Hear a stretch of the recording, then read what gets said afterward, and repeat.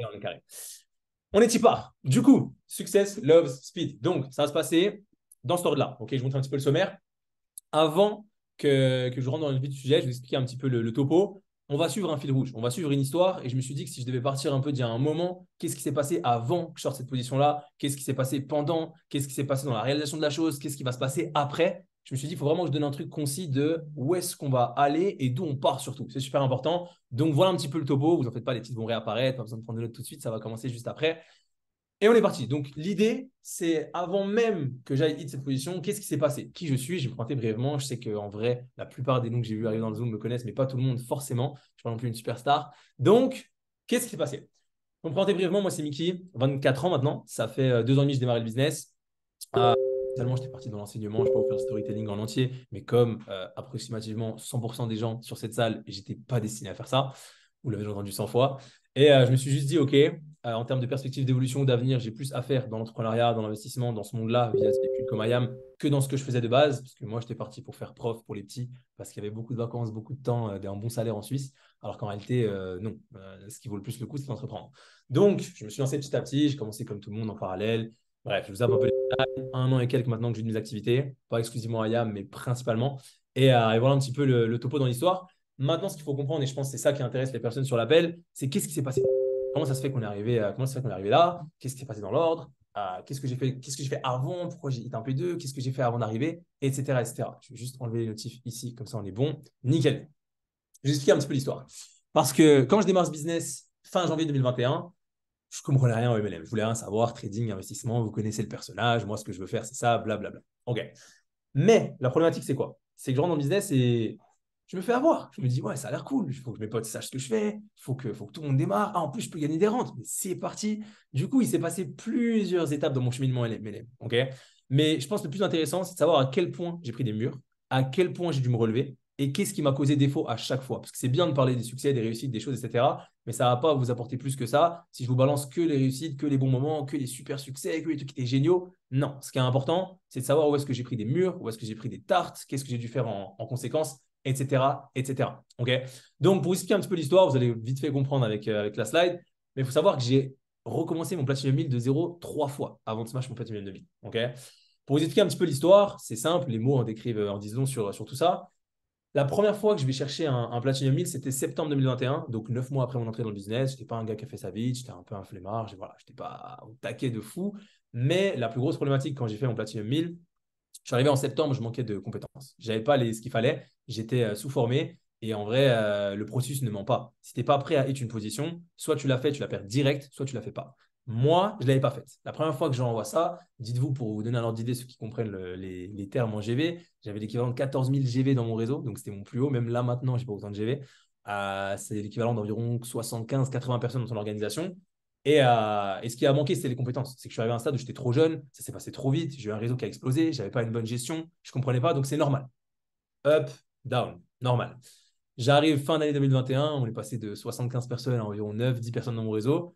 J'étais à ça de me barrer de ce business. Je me suis dit, mais vous êtes fous, je fais un truc plus facile. Là, c'était trop de pression, vous êtes des malades. Seulement que quand tu es en plein voyage avec tous les top Diane French qu'on te remotive, qu'on te dit, écoute, c'est comme ça qu'on va faire, c'est comme ça qu'on va relancer, tu peux que relancer.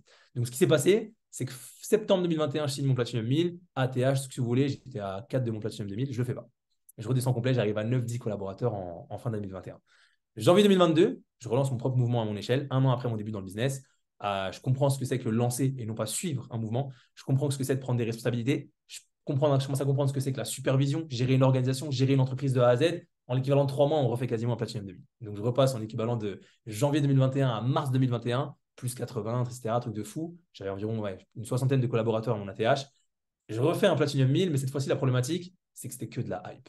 Il n'y avait pas les gens n'étaient pas formés, il n'y avait pas de pourquoi derrière, etc. C'était que de la hype. On avait sorti un mouvement, 2 mouvements, un event, 3 events, boum, c'était tellement bien brandé, c'était tellement bien lancé que ça pouvait que péter. Donc ça a pété, mais de nouveau, ça ne ment pas. Quand tu bases ton business que sur de la hype, de la culture, du ouais, ça va le faire, etc., ça ne le fait pas. Donc deuxième scénario, de nouveau, j'arrive à 6-7 de mon Platinum 2000, crash, de nouveau. Et la troisième fois, ce qui m'est arrivé dans ce business, je suis retourné dans des anciens vices, dans des anciens trucs, et je pense que la plupart des personnes, en réalité, quand on a vécu le gros des momentum de 2022, pour ceux qui étaient là, je pense que c'est un problème que tout le monde a affronté, c'est la flemme.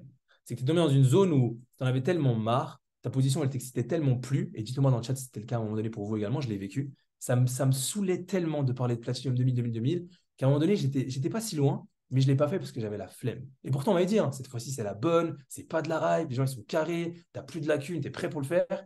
Mais je vous jure, je suis arrivé à un stade où j'en avais plus marre de me battre pour une position qui en vrai m'excitait même plus qu'autre chose. Et ça, c'est la pire phase dans laquelle je suis tombé. Si tu es là-dedans, je viens d'appeler encore avec quelqu'un qui est forcément sur le Zoom juste avant, quitte tout de suite cette case. Et la dernière case, ce qui s'est passé, c'est quand je suis arrivé justement sur mon Platinum 2000 cette fois-ci. Je vais vous dire la vérité, vous allez voir les screens après pour ceux qui veulent voir le BO. Je sais qu'on avait parlé de réussite, de trucs rapides, etc. Je vous montrerai tout en détail.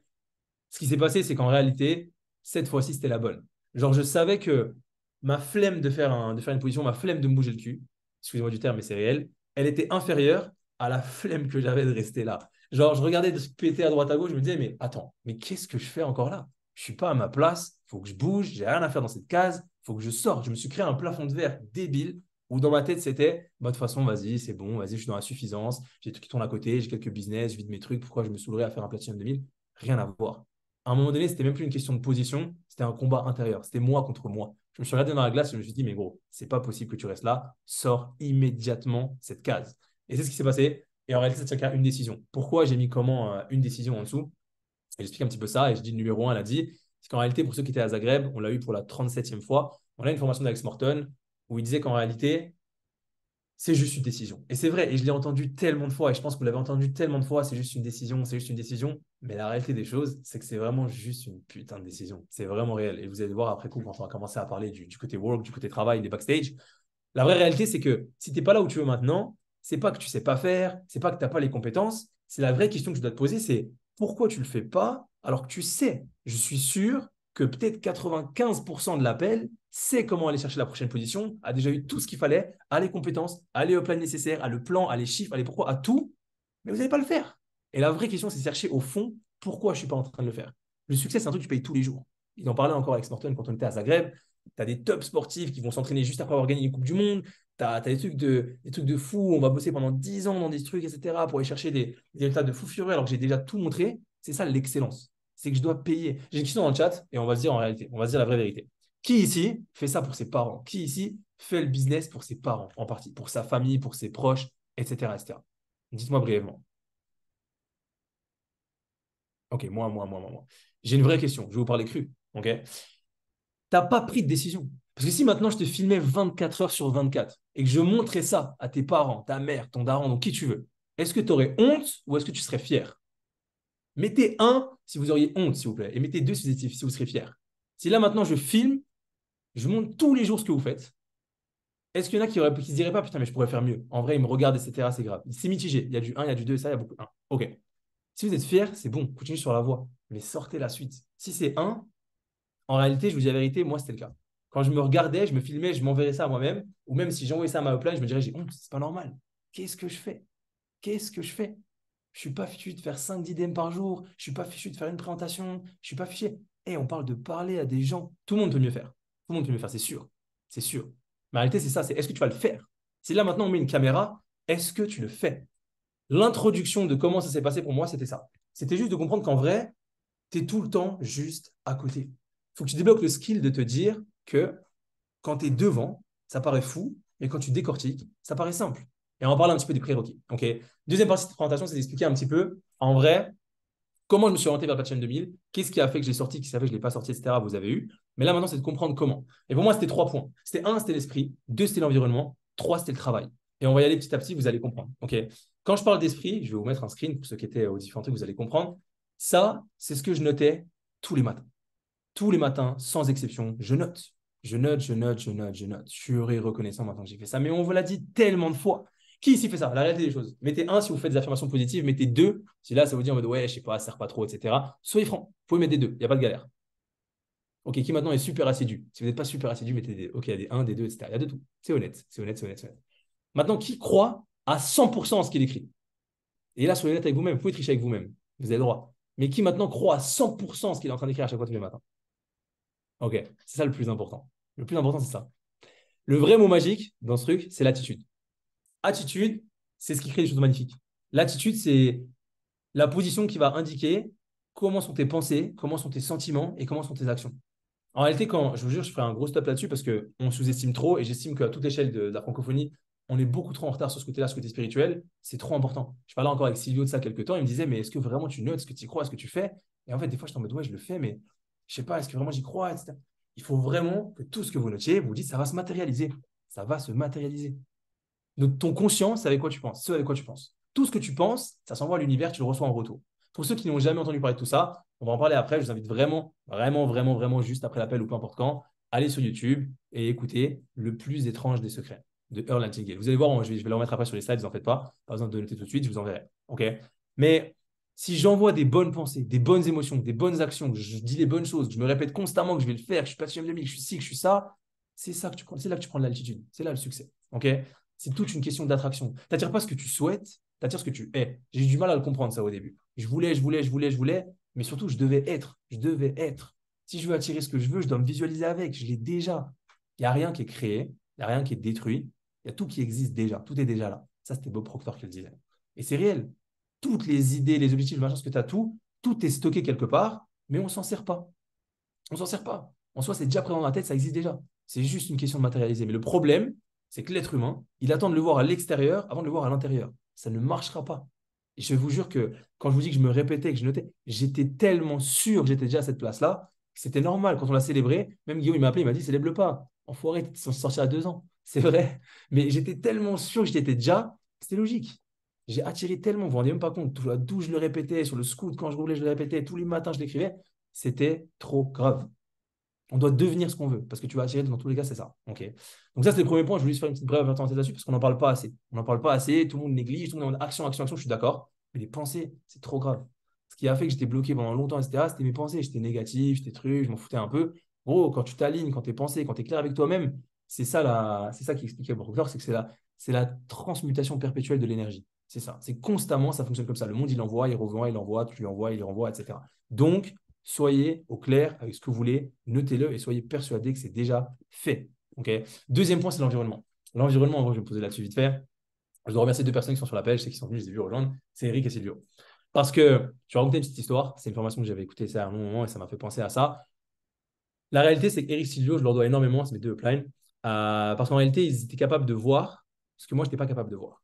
Quand on était devant le back-office, que je voyais que j'étais à perpète du patient M2000, je ne le voyais pas. Je ne le voyais pas, alors que même si au fond, moi, j'étais sûr, j'ai déjà fait, machin, c'est acquis, je dois être à cette position, je ne voyais pas par quel miracle on allait réussir à faire autant de prod en autant peu de temps. Alors, Silvio m'a fait faire une vidéo de zinzin où j'insultais ma daronne si je ne le faisais pas en Platinum 2000. Merci, Silvio. Mais la question, c'était ça, c'était, je n'arrivais pas à voir ce que eux-mêmes pouvaient voir pour moi. Et il y a un truc qu'un mentor disait à l'époque, c'était, tu dois être capable de voir sans forcément pouvoir le voir. Ok. Et je vais raconter une histoire par rapport à ça. C'est l'histoire d'un gars dans une chambre d'hôpital. Donc, il y a deux personnes dans la chambre d'hôpital. Ils se partagent une chambre, etc. Tu en as un qui est couché, qui a une vue sur une fenêtre, etc., avec ce qu'il y a dehors. Et l'autre qui est de l'autre côté, mais qui ne peut pas se lever. Les deux ne peuvent pas se lever. Et en gros, l'histoire de cette chambre d'hôtel avec ses deux collègues, c'est que le premier, il n'arrêtait pas de raconter à l'autre ce qui se passait par la fenêtre. Ouais, il y a tellement d'enfants qui jouent, etc. Ouais, ils jouent à quoi? Ouais, ils jouent à la marraine, ils jouent au loup, etc. Ils jouent au truc, etc. Là, ils font plein de jeux, ils jouent, machin. Et le mec, il était OK, raconte un petit peu parce qu'il ne pouvait pas bouger. Il ne pouvait rien faire. Et ses yeux, c'était le gars en face de lui qui pouvait voir à travers la fenêtre. Lui, il ne pouvait rien voir, il ne pouvait pas se lever. OK. Et ça continue. Le lendemain, il fait ouais, oh putain, il y a une meuf qui est en train de demander, qui se fait demander en mariage. Il y a un gars qui se met à genoux, ça lui demande qu'est-ce qu'elle dit? Qu'est-ce qu'elle dit? Ouais, elle a dit oui. Il commence à lui raconter des histoires de fou. Et le mec, il se dit purée, trop bien, etc. J'arrive à vivre mon truc sans pouvoir me lever grâce à lui parce qu'il est en train de voir ce que je ne peux pas voir. Ok. Et petit à petit, on avance, etc. L'histoire est un peu plus triste parce que la personne qui était à côté de la fenêtre, elle finit par décéder parce que maladie, etc., fait qu'au final, elle n'a pas pu s'en sortir. Et le mec, il était dépité au fond. Il était en putain, j'ai perdu mon collègue, etc. Et il a quand même eu une dernière requête à la médecin. Il disait écoutez, est-ce que je peux m'asseoir à son lit? Je veux voir un petit peu ce qui se passe par la fenêtre, etc. Il me décrivait tout et tout, etc. Et quand il arrive, quand il se pose sur le lit et tout, la médecin, elle est un peu bizarre, etc. Il se pose et il voit qu'il y a un mur. Il n'y a rien devant la fenêtre. Il n'y a rien du tout. Il y a juste, ça donne sur un mur vide, pas de paysage, rien du tout. Et elle se dit, la dame, mais. Et le mec, il est en mode, mais il se passe quoi? Il s'est passé où, les enfants, le parc, etc. Tout ce qu'il me disait. Mais monsieur, mais non, mais je comprends pas. Il me disait truc. Et la médecin, elle dit, mais je comprends même pas comment il pouvait dire un truc. Le mec était aveugle. Et là, le gars, il se dit, mais quoi? Ce gars-là en face, il était capable de voir sans pour autant le voir. Il était capable de décrire à quelqu'un, lui faire vivre des émotions, lui faire des trucs sans même que l'autre puisse le voir. Ok. Et en réalité, quand j'ai compris cette histoire-là, je me suis dit, c'est une dinguerie. Et c'est ce qui se passe dans ce business-là. Quand tu es devant tes trucs, tu n'arrives pas à visualiser, tu n'arrives pas à faire, tu ne sais pas où tu en es, il faut que quelqu'un soit tes yeux. Il faut que quelqu'un puisse voir à ta place. Et eux, shout out to Eric et Silvio, je leur remercierai assez d'avoir vu ce que je n'étais pas en mesure de voir. Ok. Et le dernier point, c'est le travail. Et je vais vous parler franchement, je vais vous parler purement transparent. Je suis un gars, je vais être super franc. Je pense qu'en 2 ans et demi de business, je me la suis jamais vraiment cramé. Je me suis jamais fait vraiment mal. Vous voyez ce que je veux dire? Peut-être à une ou deux reprises, mais c'était vraiment léger. Je vous jure que là, maintenant, quand quelqu'un sur les calls va dire qui s'est vraiment fait mal, moi, je lève la main. Parce que là, cette dernière semaine-là, et ils sont témoins, j'étais sous 6 heures de sommeil en 4 jours, j'en pouvais plus, j'en avais marre, j'étais en train de prod, je voyais même plus le bout du tunnel. Il y en a qui étaient en mode, ouais, je vois le bout de la lumière. Je voyais rien du tout, j'en pouvais plus. Je voyais que c'était galère, galère, galère, je comprenais rien et on s'est vraiment fait mal. Et je vais vous montrer une gueule à quoi ça ressemble. C'était ça. On va revenir un petit peu sur le BO, etc. Mais quand je vous dis le taf, regardez ma gueule sur la vidéo à droite, j'en pouvais plus. C'était des agendas comme ça. C'était 20-30 IPA par jour. À 4h45, on signait. 30 minutes après, on signait la dernière personne qui me manquait. La vidéo, elle ne veut pas, elle va bugger. Mais je vous jure que j'étais fatigué. J'étais fatigué. Je voyais le truc, agenda sur agenda. La dernière semaine, c'était phénoménal. Et quand on zoome un petit peu ce qui s'est passé là, je vous ai carrément montré pour ceux qui n'avaient pas la croyance de je ne sais quoi. Ce jour-là, j'étais en Suisse avec Eric le 2 octobre. C'est là qu'on rédige un plan, on y viendra après. J'avais pris 1 kGV de React, j'étais à 5000 GV dans mon réseau. Ok, j'étais genre à 1 de discal de P1000 et passé P6. Ok, me demandez pas comment cette ascension elle s'est faite. J'avais pas les yeux. Il y a des gens qui ont vu pour moi. Ok. Et je vais vous montrer la gueule pour ceux qui vraiment se disaient c'est pas possible. Si on zoome, regardez bien, j'ai pris des screens à chaque heure. Je me disais ça va être historique ce qui va se passer et je le savais. J'étais tellement sûr. On est passé de Murphy, de je sais pas comment faire, de ce bordel, aux étoiles qui s'alignent, Boursorama qui met du cashback, des machins, la promotion IAM qui se prolonge, tout s'est aligné. Vous n'avez jamais vu ça. Je recevais des coups de fil à 3 h du matin, des mecs qui voulaient s'inscrire. Je ne comprenais pas comment c'était possible. À 18h32, le lundi 9 octobre, on était à 3300 GV de la position. Pour ceux qui ne savent pas ce que ça fait environ 16-17 personnes. Ok. Quelques heures après, 6-8 heures après, 1 h du matin, on avait fait un tiers. On était encore à 2 kGV. Là, je vous garantis, j'avais envie de baisser les bras. On avait marre. Mais il y avait CEO Eric derrière en mode t'es fou. C'est parti, envoi, closing, boom. Je ne me rendais même pas compte de ce qu'on était en train de faire. 2 heures plus tard, ça s'est enclenché. À 3 heures du matin, on n'était plus qu'à 700 GV de la position. Et le dernier screen, l'actualisation, 4h38, on était à 365 GV. Le lendemain, c'était réglé. Il restait 2 gars, on savait qu'on allait les faire. Dernière inscription, 5h15, etc., etc. Je vous jure que quand vous pensez que c'est loin, c'est vraiment pas loin. C'est juste une question de, je vais être franc, hein, s'abîmer la santé. C'est la culture du travail. Et j'ai du mal à le comprendre, j'ai du mal à l'appliquer. J'ai toujours été la culture de la flemme, moi. Mais quand j'ai vu le résultat escompté, ce que ça peut apporter, il n'y avait même pas photo. Il n'y avait même pas photo. L'ascension de GV était phénoménale. Ok. Et on va y venir petit à petit. Mais ça, c'était les backstage. Ça, c'était les prérequis. Pour moi, ce qu'il fallait, c'était les pensées, c'était le taf et c'était l'environnement qui va avec. Sans ça, j'étais KO. J'étais KO. Si je devais résumer mes 3 trucs dans le Platinum 1000, c'est que j'avais les pensées tellement alignées. J'avais les gens derrière pour me rappeler que c'était sûr qu'on allait le faire.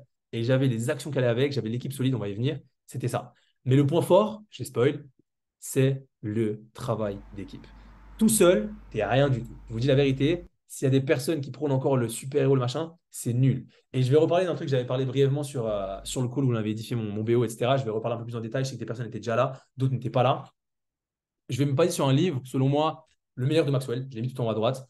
Les 17 lois infaillibles du travail en équipe. C'était que ça. Okay, je vous ai sorti que 3 parmi les 17 lois qui, moi, m'ont fait le plus sens pour cette réussite-là, dans ce qu'on a fait. Okay, et je vais vous détailler un petit peu parce qu'en vrai, pour moi, ça fait super sens. C'est ce qui m'a le plus apporté et c'est sur ça que je me suis fondé avec du recul. Si je devais superviser un petit peu la réussite qu'on a faite, c'était que ces 3 lois-là, principalement. Donc, il y en avait beaucoup d'autres, mais celles-là, elles ont vraiment sorti du lot.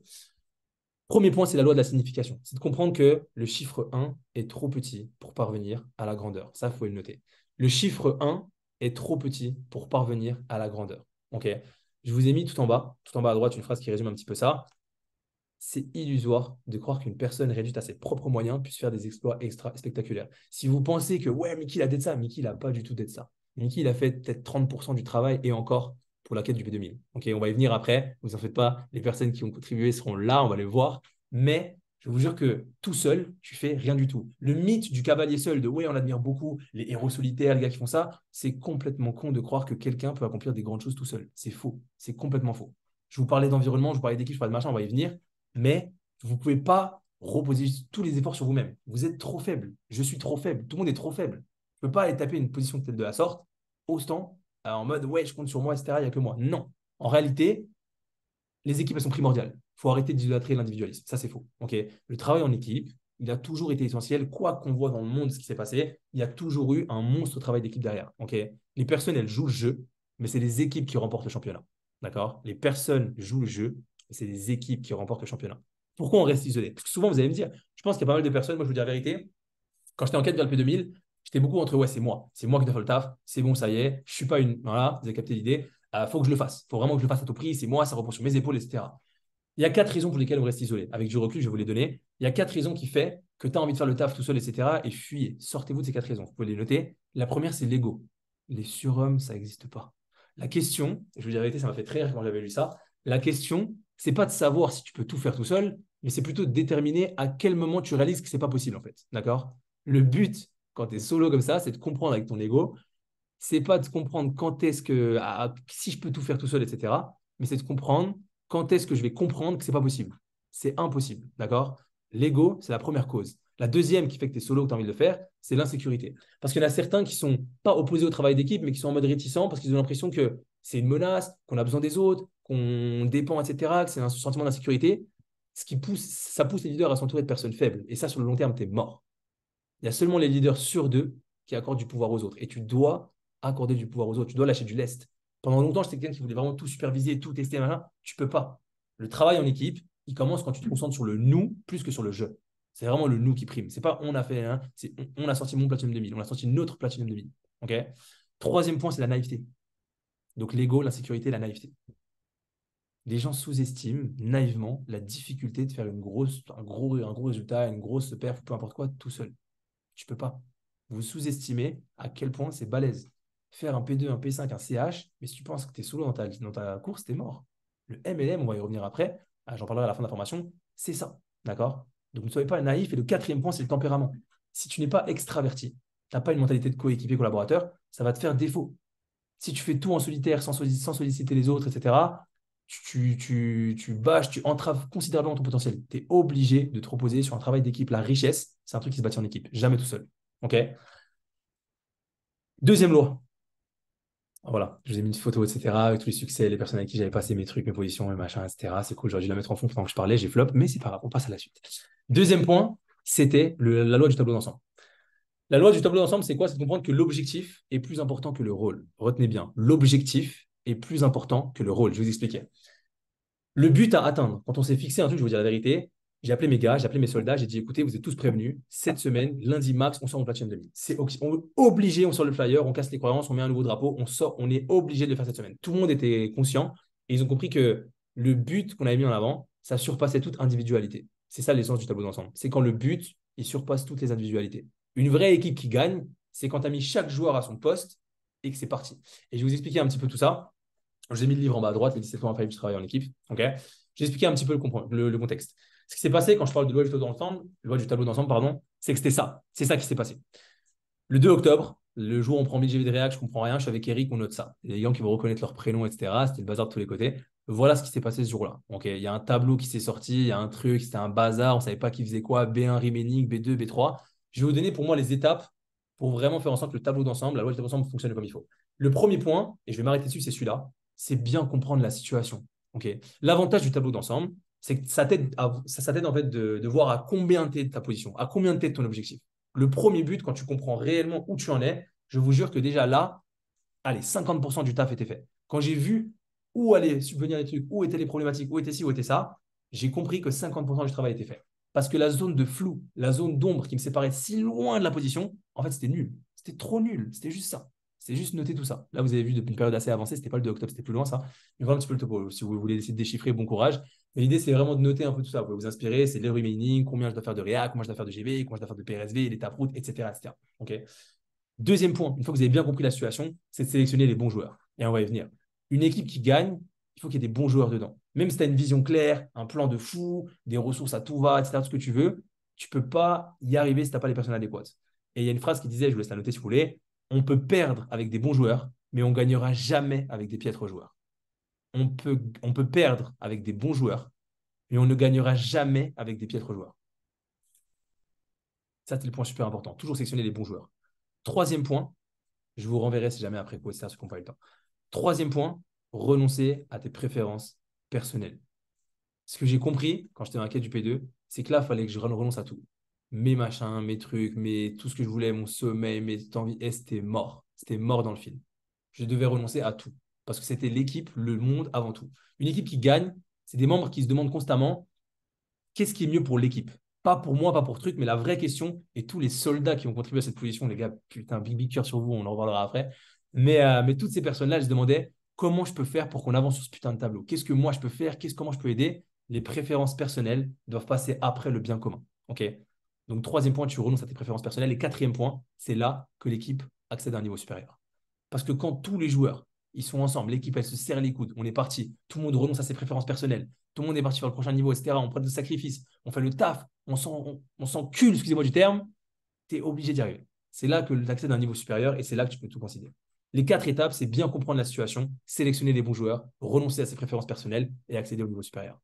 Pour moi, c'est ça qui fait la diff. Okay, la dernière loi dont on va parler, okay, c'est la loi du catalyseur. Et je vous invite vraiment à lire ce livre, il est trop grave. Les 17 ans, il a fallu travailler en équipe, c'est vraiment trop grave. La loi du catalyseur, c'est quoi? On a déjà parlé sur l'appel et en vrai, là, je vais faire une big dédicace à beaucoup de personnes. Comprenez, la loi du catalyseur, elle stipule quoi? Elle stipule que les équipes qui gagnent ont des joueurs qui donnent une impulsion. Okay, les équipes qui gagnent, les objectifs qui se réalisent, il y a forcément des joueurs qui lui donnent une impulsion. Okay, c'est ça le topo. Une impulsion, c'est quoi? Un catalyseur, c'est quoi? Un catalyseur, c'est quelqu'un qui va faire davantage que le reste de l'équipe. C'est un mec qui va faire un petit peu plus et qui va se démarquer. Un Michael Jordan, un CR7, un ce que tu veux. Ok, ça, c'est des catalyseurs. D'accord. Les... Vous avez forcément le ressenti, et beaucoup de personnes l'ont sûrement ressenti dans le réseau. Ton réseau, à un moment donné, ça va se déconcentrer, ça va perdre son rythme, ça va s'essouffler, ça va se diviser, il y aura plus d'enthousiasme, les gens seront un peu moins chauds, etc. C'est normal, tu vas perdre des éléments, ça finit par stagner. Et je sais que beaucoup de personnes sur l'appel sont là, j'étais dans le même cas. Et c'est là que dans ce cas-là, pour qu'une équipe, elle smash son potentiel, il faut des catalyseurs. Un ou plusieurs catalyseurs. Le catalyseur, c'est l'art de faire bouger les choses, si tu veux. Okay, c'est quelqu'un qui va dynamiser l'équipe, qui va faire bouger le truc, qui va tout mettre en œuvre pour que la team, elle se hisse au niveau supérieur. Okay, enthousiasme, confiance, joie, tout le monde va être refait parce qu'il y a des personnes qui vont donner de l'impulsion. Il y a trois types de joueurs. Et là, j'ai compris directement quand j'avais fait mon P2000 qu'il allait avoir trois cases. C'est cru, c'est réel, mais c'est vrai. Il y a trois cases. Il y a si on prend une équipe, peu importe, on va stéréotyper la chose avec une équipe, avec un ballon, peu importe, basket, foot, ce que vous voulez. Le premier type de joueur, c'est des gens qui ne veulent pas le ballon.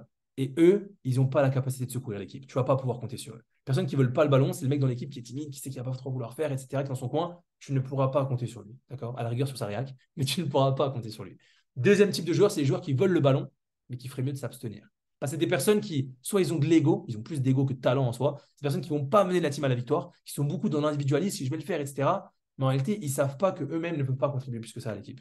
C'est des personnes où en vrai, ils veulent le ballon, mais il ne va pas falloir leur donner sur ce timing-là. Et il y a les troisièmes, les gens qui veulent le ballon et qui doivent le garder, qui doivent le prendre.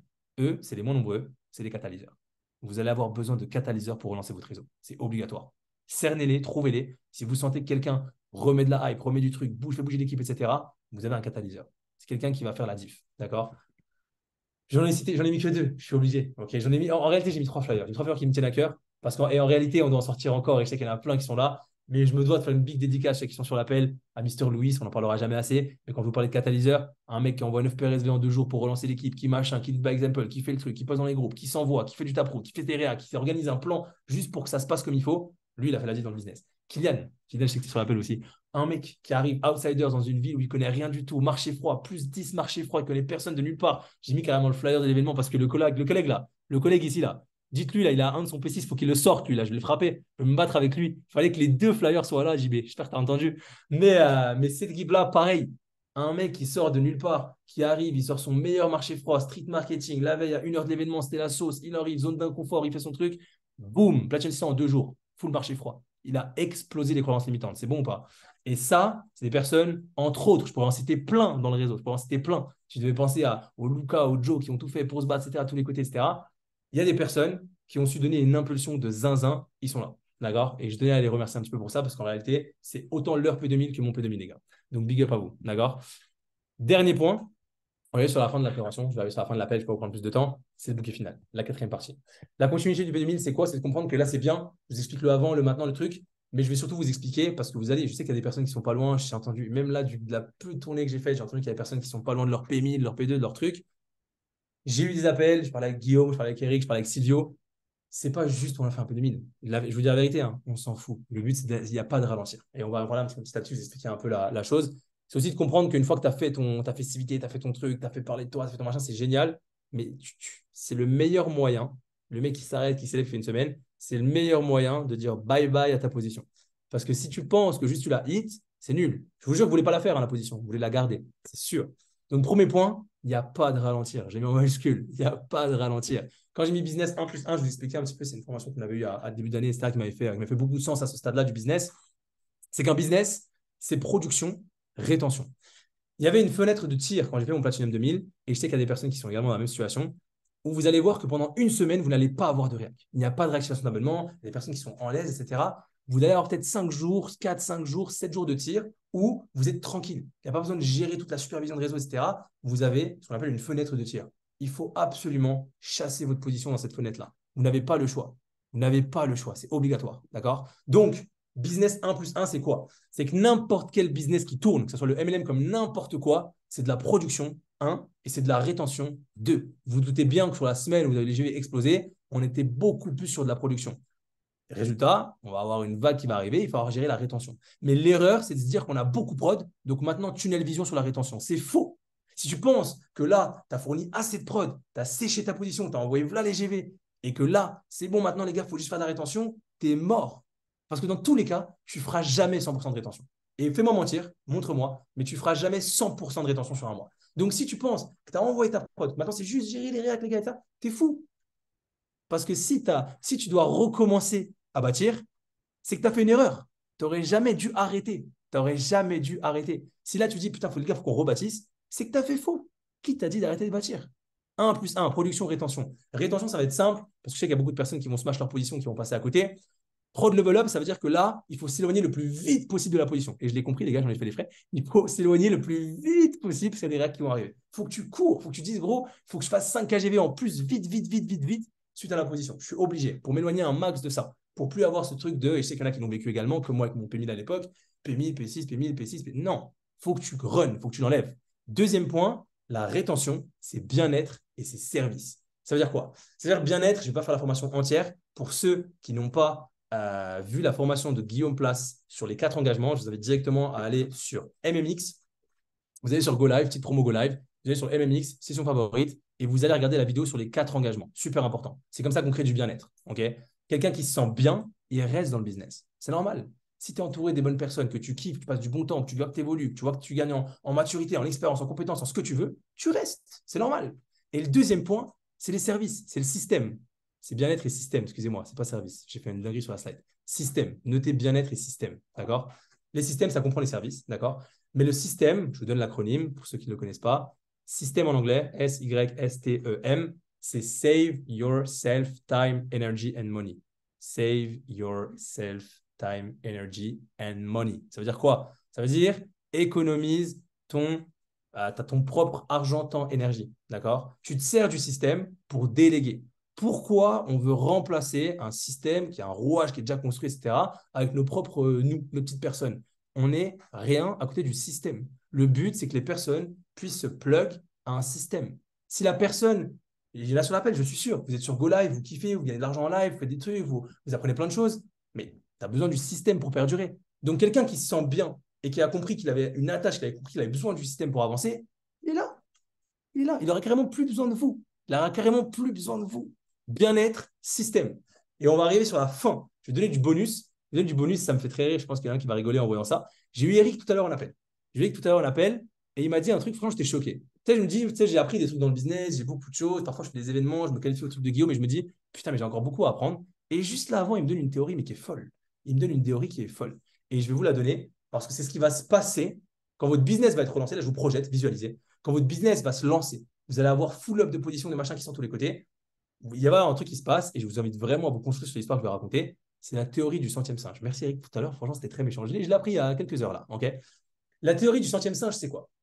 C'est une histoire où c'est une étude qui a été menée. C'est des chercheurs qui vont sur une île. Il y avait un ensemble un petit peu de tous les côtés, etc. Et en réalité, c'est des personnes qui vont pour tester un peu. En fait, c'est des singes qui vivent sur l'île et ils vont tester le comportement des singes, comment ça fonctionne, etc. Donc, ils arrivent sur l'île. La première île, il y en a plein. Il y en a une dizaine, quinzaine, etc. Ils arrivent sur la première île. Il y a une centaine de singes, il y en a plein. Et ils voient en fait le comportement des singes ils montent à un arbre, ils arrachent une patate douce, ils la déglinguent, ils la mangent, etc. Concentrez-vous bien. Ils la mangent et tout. Un singe, il le fait, deux singes, trois singes, tout le monde le fait. Tous les singes de l'île montent aux arbres, prennent une patate douce, la bouffent. Donc, un jour, il y a un chercheur qui y va, il y a un humain qui se place. Il prend une patate douce. Okay, il va directement dans l'eau. Ouais, peu importe, je sais pas. C'était peut-être par terre, buisson, on s'en fout. Patate douce. Mais je crois bien que c'était un arbre. Mais bref, parenthèse fermée. Il arrive, l'humain, il prend la patate douce, il va dans l'eau, il la lave et il la mange. Et là, tous les singes regardent en mode stupéfait. Mais qu'est-ce qu'il fait? C'est qui ce zinzin? Pourquoi il fait ça, etc. Ils regardent, putain, mais c'est un truc de fou, qu'est-ce qu'il est en train de faire? Il va le faire une fois, un jour, 2 jours, 3 jours, devant tous les singes qui regardent émerveillés. Les singes, il se passe quoi? Tu as un singe un jour qui prend une patate douce, il va dans l'eau, il la lave, etc. Il la mange. Il le refait, puis il y a un deuxième singe, troisième singe, quatrième singe, cinquième singe, etc. jusqu'à ce que toute l'île, le 100% des singes, font la même chose. Ils prennent une patate douce, ils la lavent, ils la mangent. OK? Et là, on se dit, putain, c'est un truc de fou, le comportement s'est adapté, il suffit de un truc, un exemple, etc. Du lead by example, c'est comme ça qu'on lance. Et au final, quand les humains, quand les autres chercheurs, ils vont sur les autres îles pour essayer de reproduire le processus, c'est trop tard. Les autres îles ont déjà adopté le comportement. Tous les singes, le 100% des singes, fonctionnent de la même façon. Cette étude, elle relève quoi? Elle relève que si je devais le comparer à un titre du business, et Eric, il l'a très bien dit avant, c'est exactement ce qui va se passer quand je parlais des catalyseurs, des personnes qui se lancent, des booms, des réussites, des trucs, des faveurs qui sortent. En fait, vous avez brisé un schéma. Vous avez brisé un schéma, une monotonie, qui fait qu'en fait, ça va fonctionner par mimétisme. Petit à petit, les personnes vont se focus, vont voir un gars qui sort ça, un mec qui fait des pull-ups de PRSV, un mec qui se qualifie là-bas, un mec qui fait ci, un mec qui fait ça, et en fait, ça va être contagieux. C'est comme un feu qui va se propager en forêt. C'est exactement ce qui va se passer dans votre business. Ok. Donc, focus sur je dois absolument me concentrer sur les différents profils qui vont sortir. Et si toi, aujourd'hui, tu m'écoutes et que tu prends ça d'un point de vue plus bas, que tu es encore à une position un peu moins élevée, que tu dis oui, mais je dois faire un P600, tu peux être ce genre de personne-là. Ok. La théorie du centième singe, c'est qu'à partir. Alors, je ne traite pas de singe, les gars, tranquille. Mais la théorie du centième singe veut que plus la chose sera répétée, plus on va normaliser la chose. Il y a l'expérience de Milgram qui. Ouais, bon, c'est trop long, pas tout expliquer. Mais plus on va normaliser la chose, plus il y a de personnes qui vont follow, plus ça va créer un effet de groupe, plus de personnes vont s'adapter. C'est une question de mimétisme. Ok. Tunnel, vision sur ça quand vous allez relancer votre réseau. C'est comme ça qu'on va engager de plus en plus de personnes à faire la même chose. Et c'est ce qui va se passer en réalité à l'échelle d'IAM French. Quand vous regardez ce qui se passe dans les groupes, c'est exactement ce qu'on est en train de vivre. D'accord? Troisième et dernier point, et je terminerai ma formation là-dessus, c'est comment préparer le après. D'accord? C'est une formation que j'avais vue il y a longtemps. Pareil, big up à Sidio qui va se rappeler un petit peu de tout ça. C'est qu'il y a 3 types de revenus en MLM. D'accord? Quand tu te lances dans le domaine du MLM, là, comment dire, ça va se refléter un peu pour les nouveaux, pour les personnes qui se lancent un peu dans l'industrie ou qui découvrent encore. Le MLM, quand tu te lances, c'est 3 types de revenus. Ok. Le premier, ça va être le revenu d'affiliation. Le revenu d'affiliation, c'est quoi? C'est quand tu lances ton business, quand tu lances ta franchise, quand tu lances ton, peu importe, ton entreprise dans MLM, ça va être les actions liées à tes efforts, tes actions, ton travail. Au début, quand je commence le MLM, je suis forcément rémunéré pour mes PRSV, mes inscriptions personnelles, mes premiers collaborateurs directs. Mais ça ne suffira jamais pour créer une liberté financière. Tu pourras jamais, on revient à ce que je disais tout au long de la formation, tu ne pourras jamais reposer tes épaules que sur toi pour créer ce genre de revenus-là. Ce n'est pas possible. D'accord? Donc, petit à petit, on va créer une croissance. Tu vas avoir une inscription, un collaborateur, un deuxième, un associé. Et il y a de plus en plus de personnes qui vont follow l'aventure, qui vont sensibiliser à ça, qui vont dire vas-y, moi aussi, je crée ma franchise, boum, boum, boum. Tu vas arriver au deuxième type de revenu. Le deuxième type de revenu, c'est le revenu de momentum. Et là, attention, c'est ce qui peut briser une carrière. Je vous explique. Le revenu de momentum, c'est ce que tu vas subir suite à une grosse impulsion. Ce que je viens de faire là maintenant. Là, on est sur du revenu de momentum. D'accord? Je vais être super franc avec vous. Le revenu de momentum, c'est quand tu crées une super impulsion. Donc, il y a une immense énergie collective, il y a une poussée de notre réseau, ça crée un pump dans nos revenus. Ok, vous allez peut-être passer une, même 2 positions. D'accord? Mais ça va te dévier de la voie du succès si tu ne te concentres pas. Ok? Et ça, je l'ai très vite compris. Si tu ne te concentres pas, tu vas dire ouais, c'est boum, boum, j'étais machin P2, j'ai fait 2 cas par mois, etc. Je fais 2 cas par mois. Frérot, tu fais 2 cas par mois, mais attends. Tu fais 2 cas par mois de manière régulière, tout le temps, etc. Ou est-ce que dans un mois, 2 mois, 3 mois, on te revoit à la même position qu'avant? Et je sais, beaucoup de personnes. Regardez mon Platinum 1000. Mon Platinum 1000, c'est du revenu de momentum. Momentum, une fois, 2 fois, boum, je disqualifié. Mon vrai revenu, celui qui va arriver après coup, c'est le revenu résiduel. Et on va en parler. C'est celui qui a créé la loi. Le revenu de momentum, quand tu dis oui, j'ai fait tel argent, etc., tu n'es pas dans de la récurrence. Ça ne suffira pas. Ça veut dire que pour créer vraiment un vrai revenu résiduel, on va venir après, il faut de la valeur. Il faut former les gens. Il faut que les gens soient carrés. Il faut que toi, aujourd'hui, avec tes premiers collaborateurs, ils soient en place, ils sachent comment ça fonctionne. Et il faut vraiment du temps pour que les personnes se solidifient. Il faut de la valeur et il faut du temps. Quand tu as de la valeur et du temps, ton revenu de momentum, qui va se réussir petit à petit, et je t'invite vraiment à le pousser le plus haut possible, hein, c'est important, on en a besoin, mais tu vas arriver enfin sur ce qu'on appelle la stabilité, le revenu résiduel. Quand tu corriges, quand tu as pris ta claque, quand tu as fait ton expansion, tu as fait ta réexpansion derrière, on arrive sur la stabilité du revenu résiduel. Et lui, c'est un revenu qui va tomber tous les mois, toutes les semaines en l'occurrence pour nous.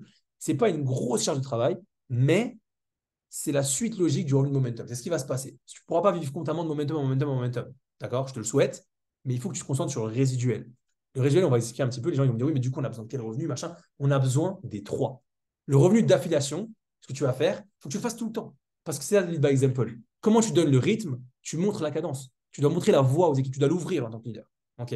C'est quand tu vas créer ce lead by example, quand tu vas montrer l'exemple, quand tu vas faire ta propre phase 1, le revenu de phase 1, en réalité, le revenu d'affiliation, c'est là que tu vas créer une synergie. D'accord. Et ce qui va se passer à ce moment-là, c'est que le momentum, il va venir naturellement. C'est une synergie qui va créer le momentum. D'accord. Ensuite, le plus gros revenu que tu dois aller chercher, le plus important sur lequel tu dois mettre tunnel vision, c'est les résiduels. Mais ça, tu dois le reproduire plusieurs fois. Christopher Terry en parlait, tout le monde en parlait avec Morton. Le MLM, c'est comme un graphic trading. N'aie pas peur de corriger, n'aie pas peur, machin, c'est normal. C'est juste que ton réseau filtre. Tu vas te séparer des personnes dont tu n'as pas besoin et tu vas rectifier, tu vas filtrer les personnes dont tu as besoin, qui vont rester sur le long terme. Okay. La vraie question que je dois me poser, c'est combien je gagne de manière résiduelle. Et là, je vais vous donner un petit tips. Ne faites pas n'importe quoi avec votre argent. Ne faites pas n'importe quoi avec votre argent. Parce que quand tu penses que tu peux partir en faire ci, ça, et tu perds ta position, tu es mort. Pas parce que tu as smash une position que tu dois commencer à vivre comme un roi, boum, j'élève mon style de vie, etc. Rien à voir. Le meilleur truc que tu peux faire, c'est baser ton style de vie. Quand je dis style de vie, c'est tes dépenses, tes investissements, tes épargnes, ce que tu veux, par rapport à ton revenu le plus faible à l'année. Le vrai networker, le vrai gars qui a compris que je dois me baser sur du résiduel, que je vais avoir de la phase 1 perso, que je vais avoir du momentum, c'est de comprendre quand est-ce que moi, je peux gérer mes finances en fonction de mon résiduel. D'accord. Et la vraie liberté financière, la vraie définition de devenir riche, c'est le résiduel. D'accord. Voilà un petit peu le topo. En vrai, on est dans les cordes. Je ne voulais pas trop dépasser. J'espère que ce n'était pas trop court. Bougez pas, je vais juste faire